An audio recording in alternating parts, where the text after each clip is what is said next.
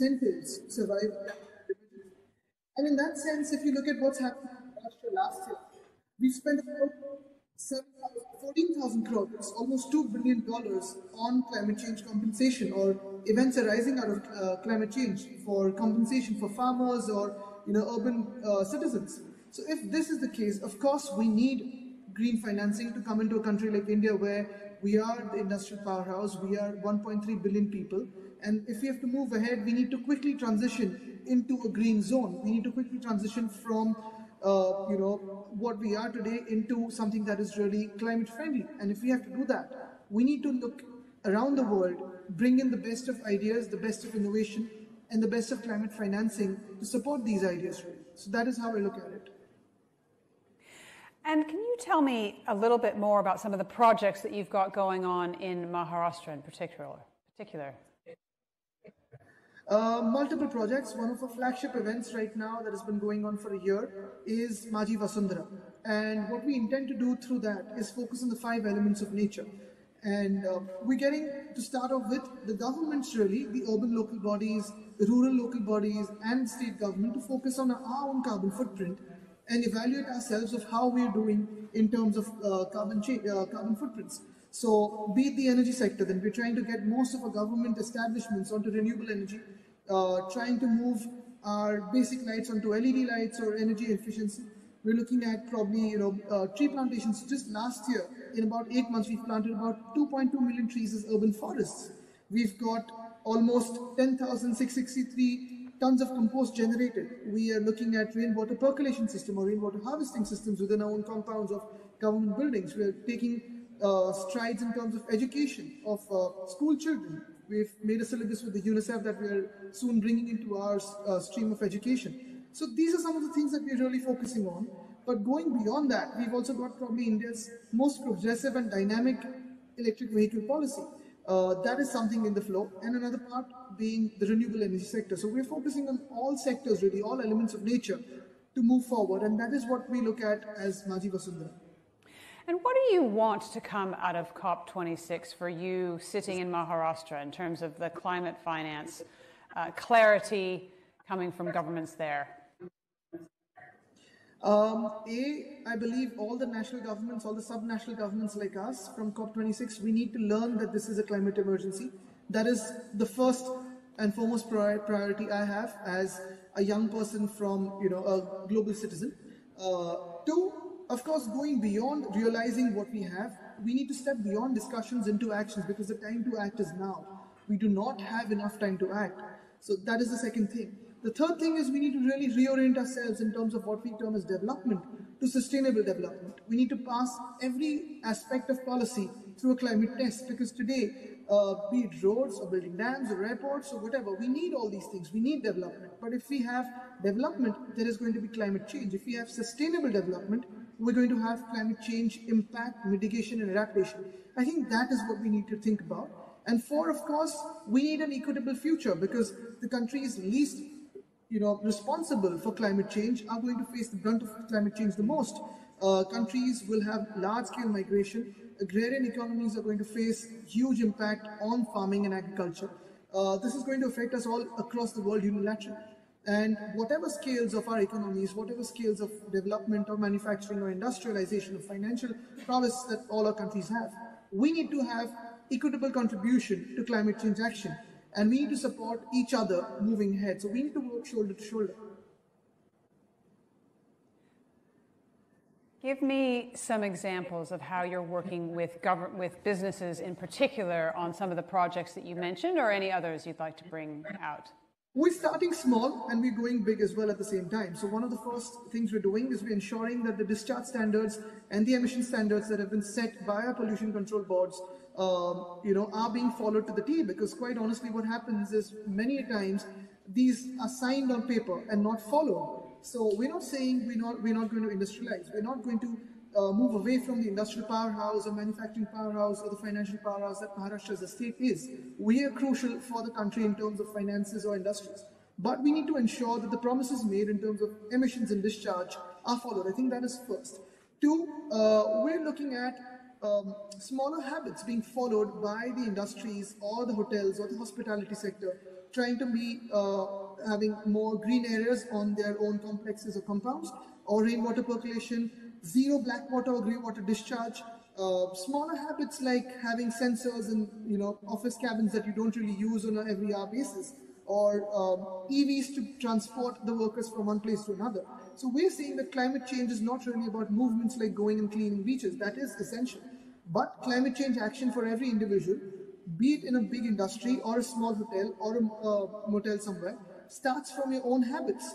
Climate change is no longer the need of a huge event that is happening globally. It's no longer something that is about a movement. It is about what me as an individual, be it in a government office or in a private office, as a school teacher or a student, be it someone who is a sanitation worker or a corporate CEO, can inculcate in myself and in my family as a small habit and contribute my small little contribution to climate change mitigation and adaptation. I think that is what we're working on. It's a mindset that we're changing.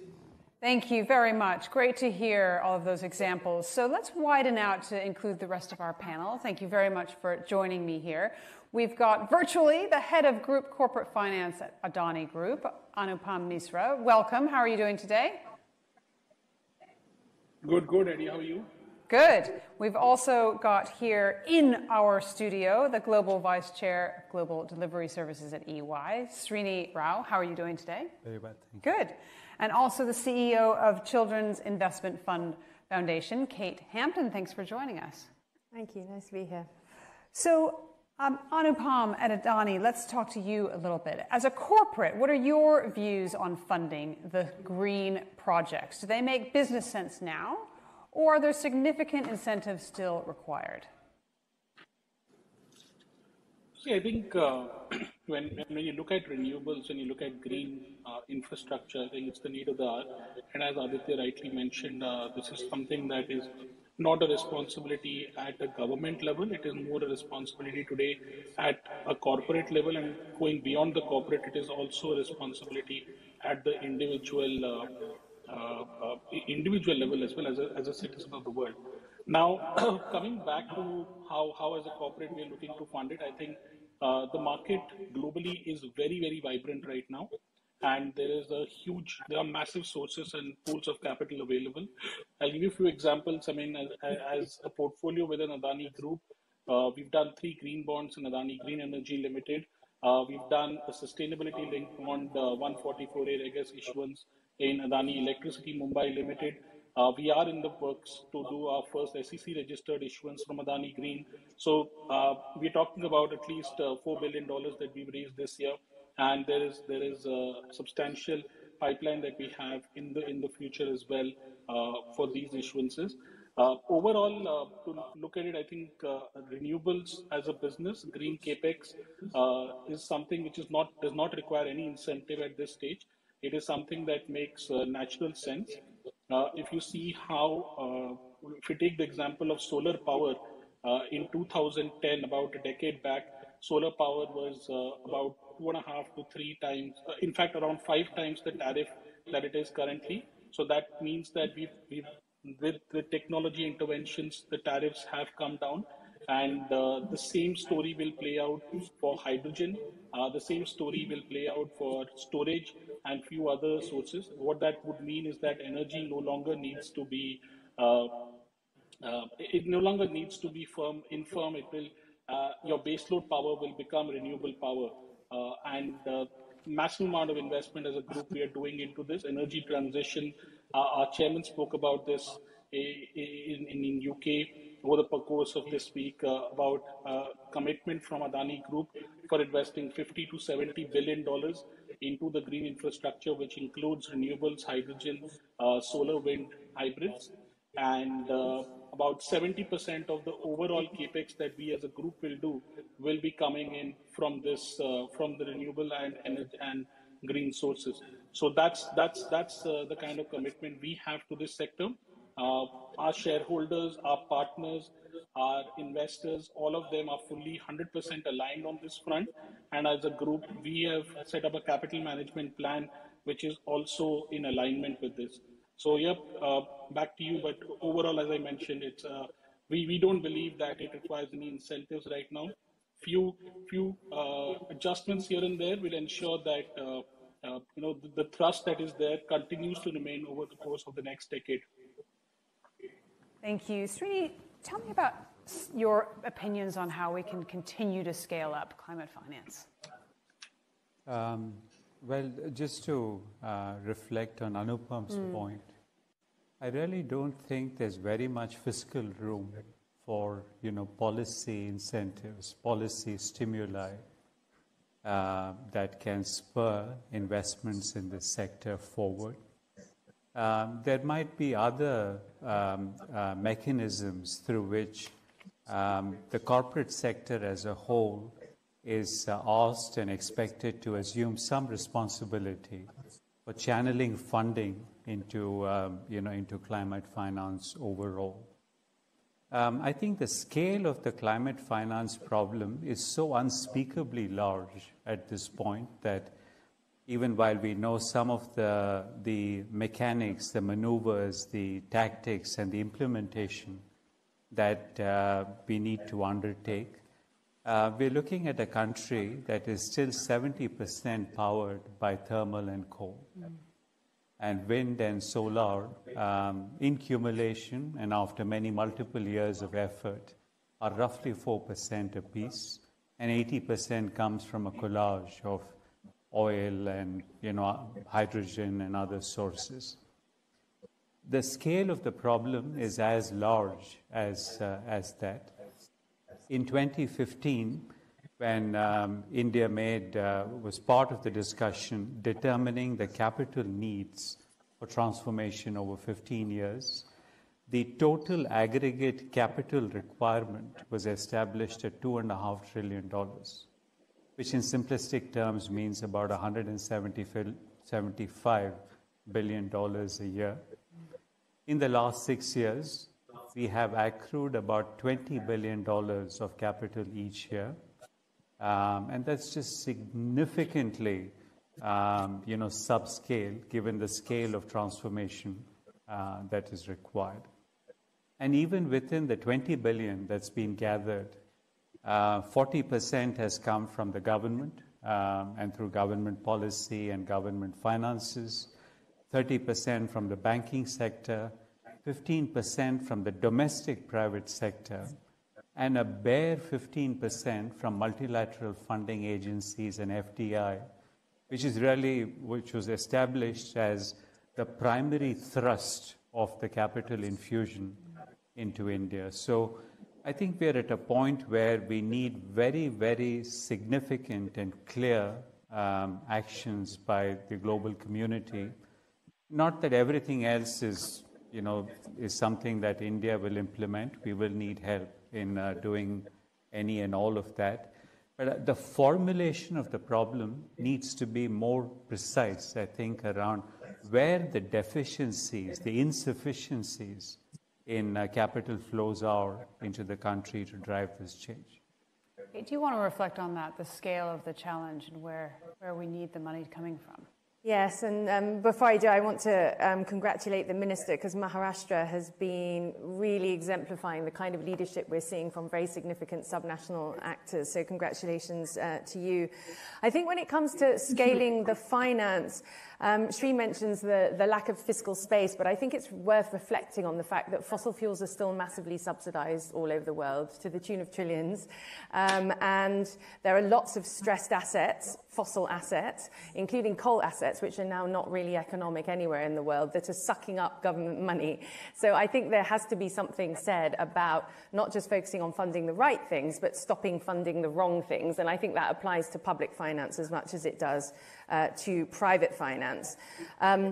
So I think we need to get those incentives right. I think that's crucial. It's also crucial here in the UK, where we subsidise gas use in people's homes and tax electricity use, which is not supportive of the transition. But we do need to scale up climate finance to the tune of about 400+%. And that requires a combination of international and local incentives. So internationally, clearly, we need a post-COVID settlement between developed and developing countries, which is commensurate with the scale of the problem. I think in COVID, we've seen countries very stressed economically, while richer countries have been able to pour money into their economies, and that's created an imbalance. It's also limited access to capital markets for a number of emerging countries. So that needs to be addressed, and COP26 has a role to play in that. But I think nationally, and I think what's really interesting is we're seeing the development of investment taxonomies, which are about directing capital flows to the right places. And policies and regulations around finance itself, not just around energy and the other sectors. I think that's crucial because it needs to signal to the private sector, and things like banking regulation need to include mandatory reporting and disclosure. And I think most countries are moving in that direction. We need to change the cost of capital for dirty, improve the cost of capital for clean. Some of that is international around currency risk and other things. Some of that is domestic around fiscal incentives and regulation. And it's great to see that India is embarking on that journey. And I think there's a lot of learning that needs to be shared across countries because this is a common journey. Nobody has really done it yet. This is something that we all need to do together. So I think that there's a real opportunity. And I think what's interesting with Prime Minister Modi coming to COP26 and leaders of some other countries, Russia and China, not showing up, I think it shows that India recognizes the competitive edge that going green could provide in terms of attracting capital. So I think there's lots of opportunity here, but countries need to get serious about stopping dirty finance alongside promoting clean finance.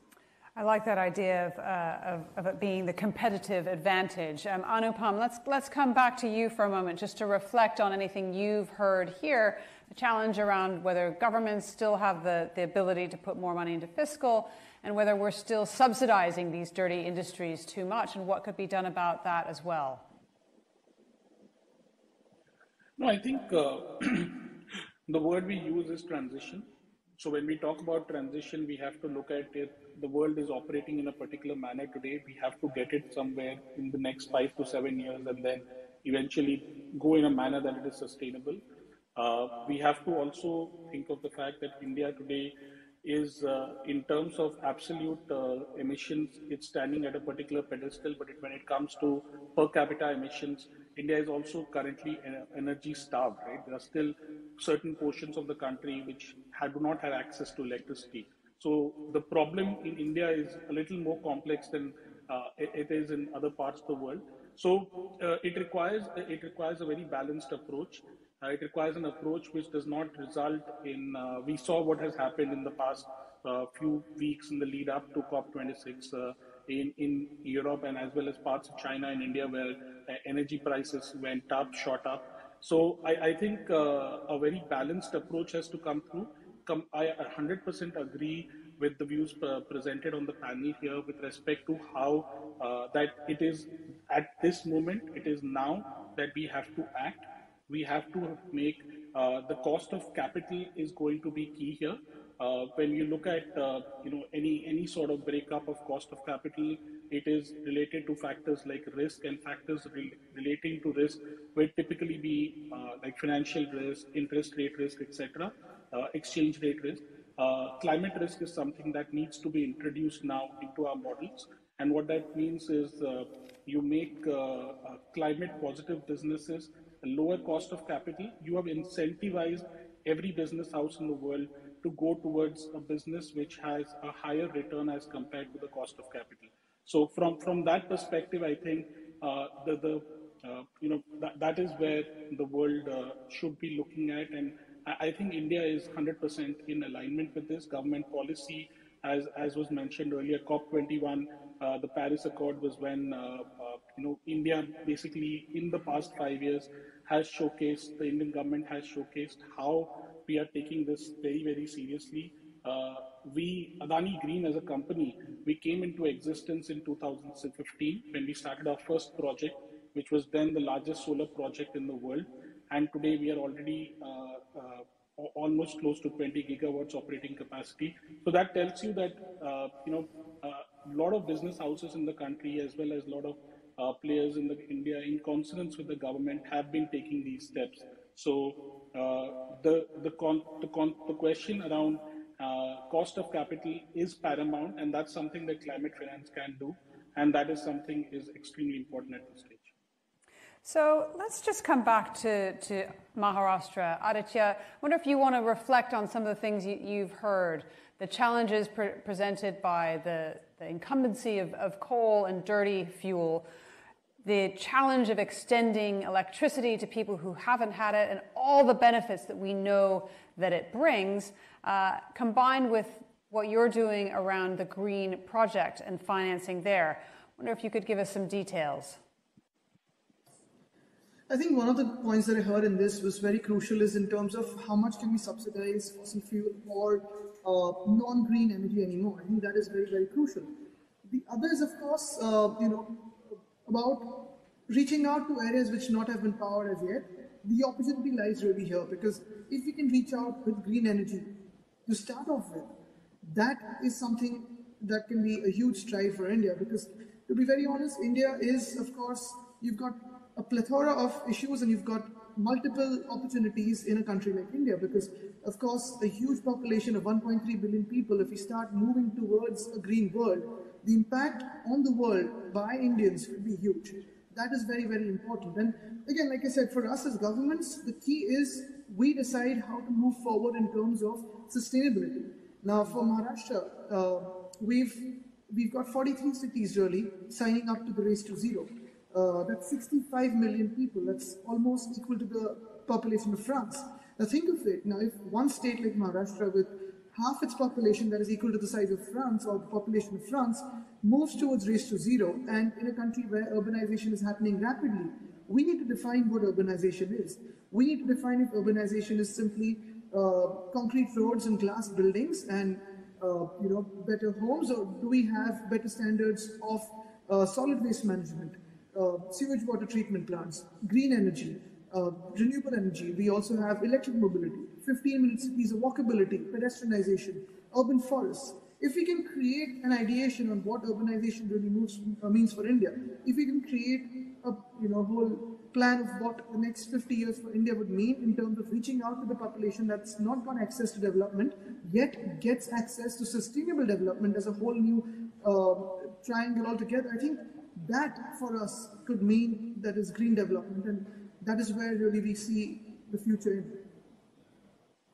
Thank you. Kate, let's come back to you, what you've heard from the folks here today, and just reflecting on the projects the foundation is involved in, and where you can see the big step changes to convince people to make the changes that we have to make in terms of the finance necessary.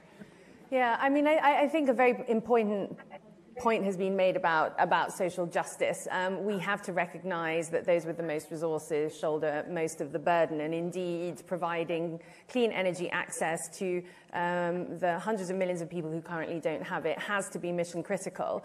And whether you're in a richer nation or a poorer nation, those issues of social justice are in fact the rate limiter for policy ambition. In the UK, the transition in people's homes will depend upon providing significant social protection alongside support for capital expenditure. So we have to recognize the social dimension of this domestically and internationally.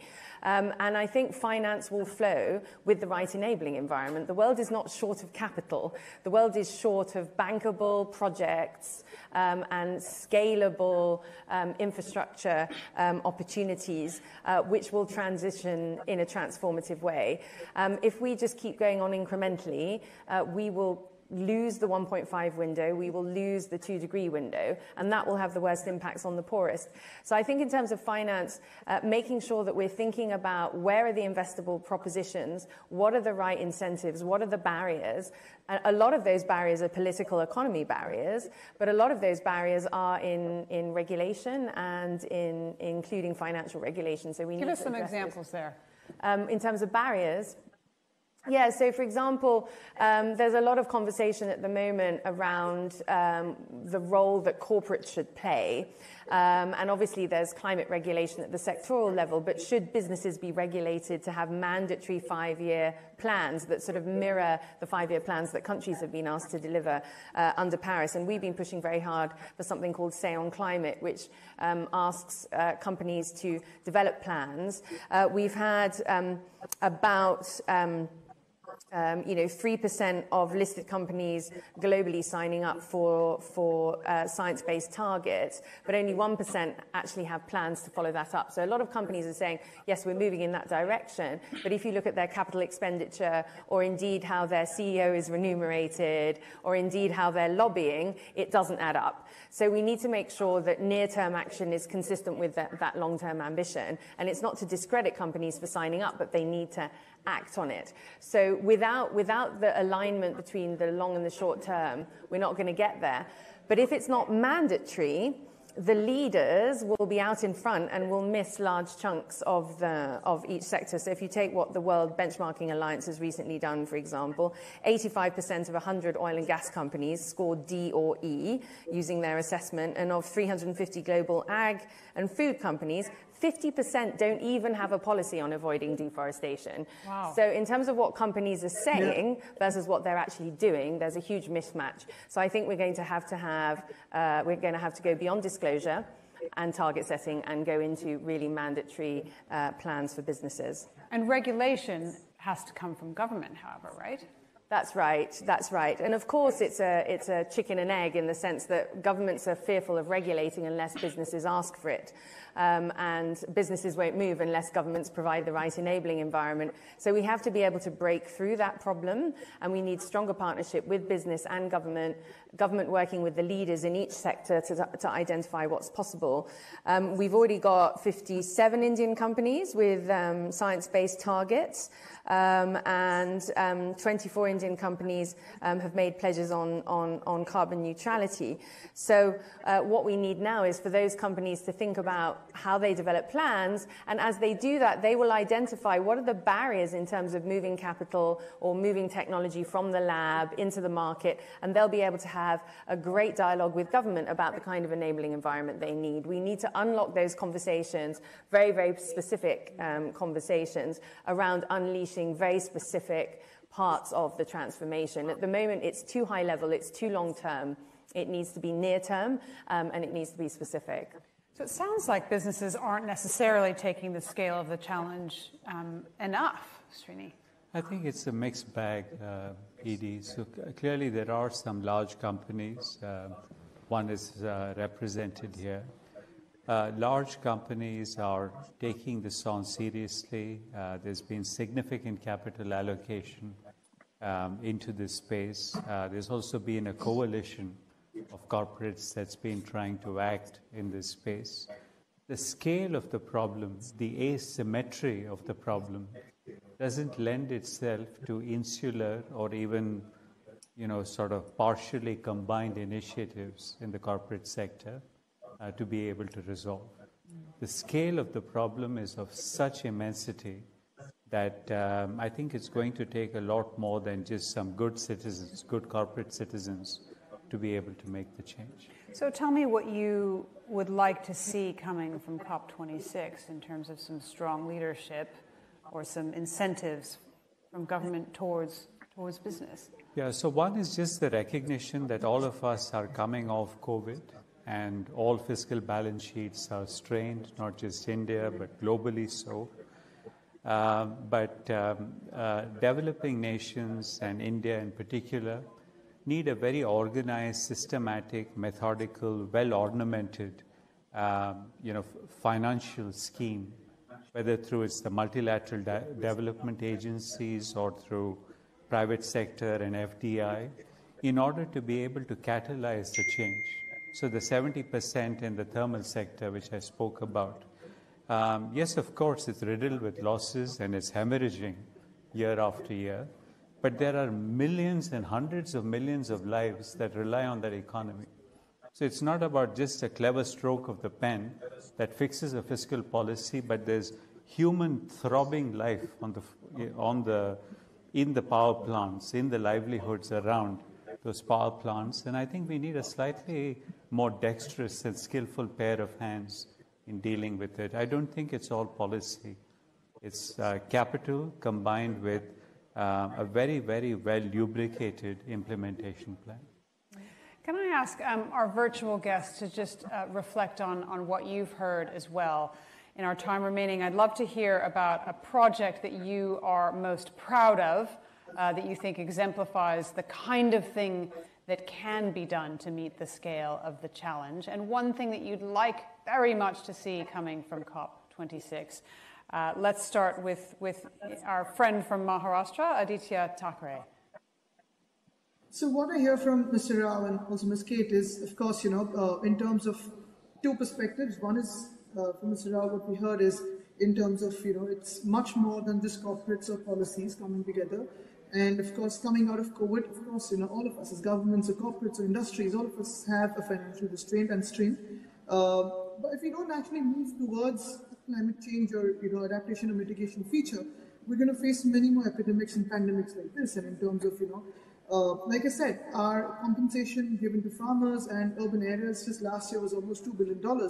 So that is one. And like what Ms. Kate said, that, I obviously agree with the both of them in terms of when we've got industries or companies that have signed up to climate goals, we cannot just say that it's about 2030 or 2040 and then most of us try to interpret that as, okay, today I'm not going to do anything, going to carry on as it is, and maybe 2040 onwards or 2030 onwards, I'll miraculously turn as carbon neutral. The idea really is to start off every single day in terms of how we can slowly, steadily, and sustainably move towards a carbon neutral future. For example, with the Adani Group here and what he was talking about in terms of renewable energy for Mumbai, I just held a meeting the other day in terms of the 3-4 discoms that give energy to Mumbai, that's BSC, Tata Power and Adani Group. And we were looking at exploring options of how we can get citizens to convert their homes from conventional energy supply to their homes to renewable energy. And of course, you have little green premiums here or there, which could be really subsidized at a future stage by governments or policy if we move off from conventional energy being subsidized. But really, these are some of the things that we need to set targets and act on them. So for Maharashtra, what we have done is instituted the Maharashtra Council for Climate Change, headed by the Chief Minister himself and co-chaired by the Finance Minister. What we're looking at is basically all the departments, be it energy, be it urban development, rural development, transport, industry, multiple departments of the government setting targets for themselves and the benefactors of these departments or the policies that are affected by these departments, and delivering each month that, okay, for industry, this was the target, this is what we've been able to achieve. For forests, this was the target, this is what we've been able to achieve. For example, just in 1 year last year, we've got 9,800 hectares of wetlands coming under the official protection of the Indian Forest Act. Now, this is a month-by-month review. We cannot do this overnight, and we have to move towards 2030 carbon neutrality. Step by step, each day, slowly, steadily, but we surely have to make the move, and it cannot happen overnight in 2030. We have to start today, and that's what I take from this discussion. Anupam, last word from you in terms of what you'd like to hear from COP and a project that you're particularly proud of that I think exemplifies the potential of what we're talking about here. We know about the solar in Mumbai. Tell us more about that or something else. No, so I think I'll just pick up on the example that Aditya mentioned. We bought this business, the Mumbai distribution business, in 2018. It has 3% power is being provided by renewable sources, 97% from conventional sources. We have now formally covenanted that by 2023, we will be 30% renewable. By 2026, by 2027, we will be 60% renewable. And by 2030, we'll be 70% renewable. Now, that is taking into consideration all the technical issues you have with respect to the grid. This is a formally covenanted package that we have put out there. We are working very closely with the government of Maharashtra to ensure we can bring more and more renewable power into Mumbai. And we are working, that includes two very complex and large, very ambitious power transmission schemes that are also being implemented by the group, by Adani Transmission, to ensure that more renewable power can come into the grid. And that is something that really exemplifies how, a business house the government can work together to ensure that we deliver on the climate change. We are also working with various other stakeholders. Aditya mentioned about the green tariff. I think this is an exceptional and very good example of how at the end of the day, climate change will only be successful. I mean, we'll be able to bring about this change if each and every individual, each and every citizen of the country, of the world, agrees that I have to reduce my carbon footprint. Now, one very significant step in doing that is you procure power which is green. You pay a higher tariff for that today. So today the government of Maharashtra has come out with a scheme that with 6% higher tariff, you can get 100% green power.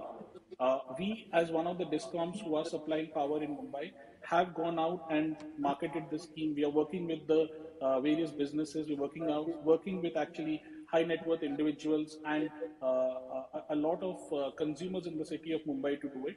I think this is an example that can be done not only in Mumbai, but all other parts of the country, all other cities. We can start with the tier 1 cities and moving into tier 2, tier 3, tier 4. And then this is something that can serve as a micro example of how this change can be brought about across the world. So it's not really driven by, it's actually driven eventually by the individuals and the consumers of power in a country. And that's very important, and that's probably the example which I would leave this panel with. If a lot of other players can also continue to do that, we will see that this solution is not that far away. Thank you. Srini and Kate, I'm going to give you a minute each to tell me about a project you have been involved with or you've seen that you think could be scaled up quickly. Speaking of the sector that I come from, the services sector, which is not the most emitting sector, as we all know, and you'll see this in the technology sector more broadly, we are looking to re-electrify our buildings, and we have many millions of square feet, as you'll expect, with our citizenry in India and in some other countries. It's a small initiative, but the awareness that we're able to raise with an initiative like that amongst our people, amongst society, amongst the extended family has been huge. So that's our little project for the year that's ahead. Thank you. Kate, what about you? What project would you point to? Well, I'm going to deliberately not answer your question and say something about COP, if that's okay. I see so much exciting action happening in India, and if the Indian government could come forward and reflect that action in their international commitments, that would renew its Paris commitment in a way that reflected existing policies and actions, but it would really demonstrate Indian leadership, because I know that the policies and measures that are being implemented in India today are actually much more ambitious than what they have committed to internationally. And if India were to step forward and just reflect what it's doing in its international commitments, that would put India in a real leadership position amongst the G20 countries. And I think there are a number of G20 countries that would look at India and say, wow, we really need to step up, including the US and China. Thank you, Kate. Strong message there from our panelists. Thank you so much for joining me here on stage in London, Kate, Srini, and also to my virtual guests as well. Thank you very much to Anupam, as well as our minister from Maharashtra.